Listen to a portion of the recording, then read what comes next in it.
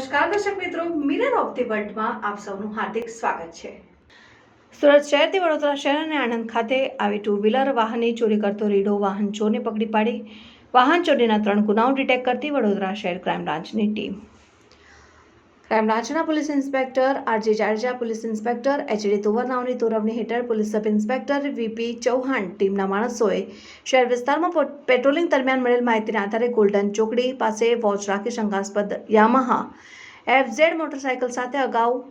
વાહન ચોરીના ગુનાઓમાં પકડાયેલ રીડો ઈસમ નામે મેહુલ ઉર્ફે પોપટ રણછોડભાઈ પરમાર, ઉંમર વર્ષ 29, રહેઠાણ બેસ્તાન શિવ પ્રોસેસ મિલ, સુરત, મૂળ રહેઠાણ ગામ ઉત્તરસંડા, તાલુકા નડિયાદ, જિલ્લા ખેડાને પકડી પાડેલ। આ ઈસમ પાસેથી મળી આવેલ મોટરસાયકલના પેપર્સ કે આધાર પુરાવા ન હોય, જેથી આ ઈસમની માહિતીના આધારે સઘન પૂછપરછ કરવામાં આવતા તેની પાસેની યામાહા FZ મોટરસાયકલ ચોરીની હોવાનું, તે ઉપરાંત વધુ એક યામાહા FZ અને એક ટીવી S જ્યુપિટર ચોરી કરેલ મૂકેલાનું જણાતા આ બંને વાહન પણ કબજે કરી સદર ઈસમ સામે કાયદેસરની કાર્યવાહી કરી વધુ પૂછપરછમાં અને કબજે કરેલ વાહનોની તપાસ દરમિયાન ઈસમે છેલ્લા 1.5 માસ દરમિયાનમાં વડોદરાના સમા તળાવ પાસેના પાર્કિંગમાંથી તેમજ MS યુનિવર્સિટી અને આણંદ ખાતેથી આ ત્રણેય વાહનોની ચોરી કરી લાવેલાનું જણાઈ આવતા સમા